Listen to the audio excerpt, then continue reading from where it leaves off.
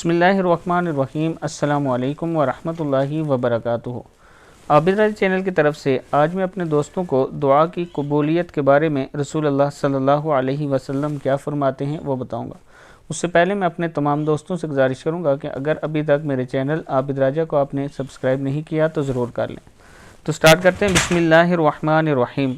حضرت ابو سعید خدری رضی اللہ تعالیٰ عنہ فرماتے ہیں کہ رسول اللہ صلی اللہ علیہ وسلم نے ارشاد فرمایا، جو بھی مسلمان اللہ سبحانہ تعالیٰ سے ایسی دعا مانگے جس میں گناہ اور قطع رحمی کا سوال نہ ہو، اللہ تعالیٰ سبحانہ تعالیٰ اس کو 3 چیزوں میں سے ایک ضرور عطا فرماتے ہیں۔